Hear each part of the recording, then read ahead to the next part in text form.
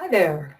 We're up to Module 4 in the secret sauce of downsizing, processing your emotions. And maybe this is the module you've been waiting for because it's tools. We all need and want tools to work with to help us get through our days more effectively. So the number one tool that I'm going to introduce to you first is called heart-focused breathing. And I recommend, especially if you're having trouble sleeping, but also if you're having states of brain fog and confusion, I recommend that you really commit to trying to use this very simple tool several times through the day. Remember back in Module 3, we talked about how in the nervous system, if we're in very activated states, we have created this cascade of hormonal flows that are affecting our immune system, the neurotransmitters, and other hormones like melatonin, which is supposed to be on a normal rhythm and higher in the evening to help us sleep.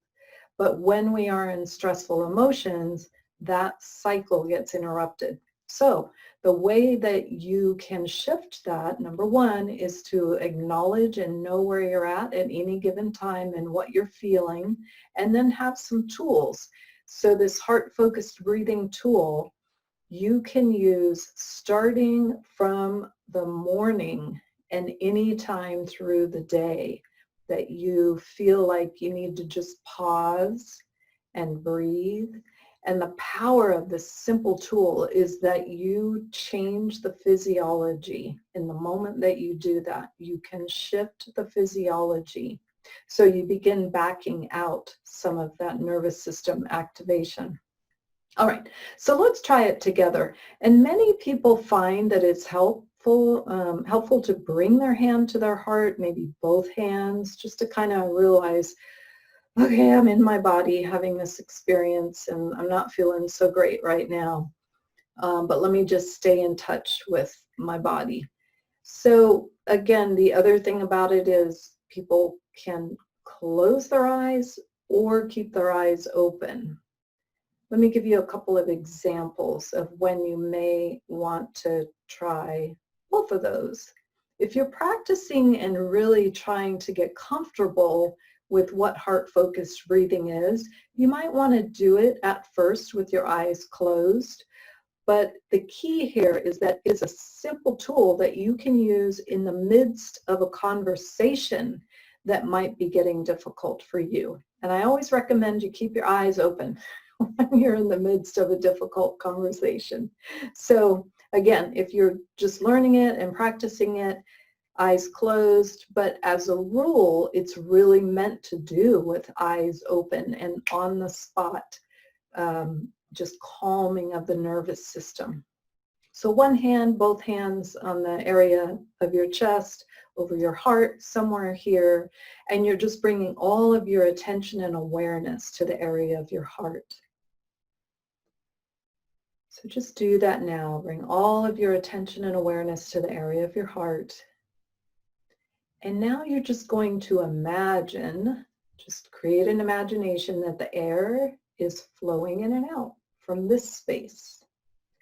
That's an imagination that helps us get out of our head and into our heart.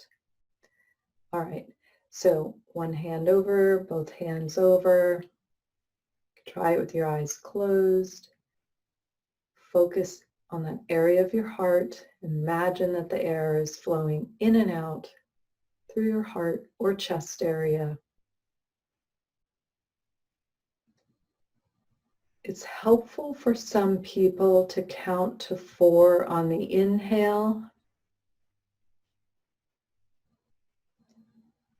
and count to 4 on the exhale.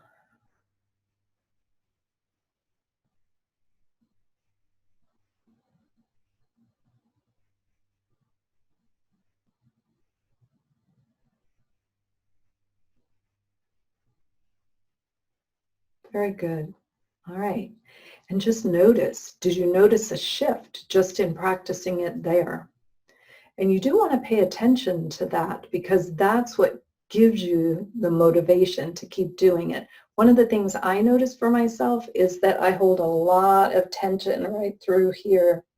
And when I do heart-focused breathing, this starts to relax a little bit, and I didn't realize how tight I was holding it. So that is heart-focused breathing. The other tool that I'm going to encourage you to engage in is journal writing.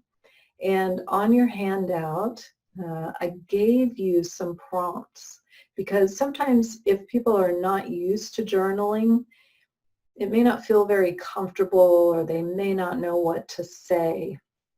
So I've created some prompts for the morning when you wake up and the evening before you go to bed. And an example of one in the morning might be, what is truly worth focusing on today and what is not? So you can see that kind of puts you into forward motion and choosing already what you're going to be moving forward with, and not just letting the day become a chaotic need to do because it's on fire now and I need to stamp out that fire kind of feeling. All right.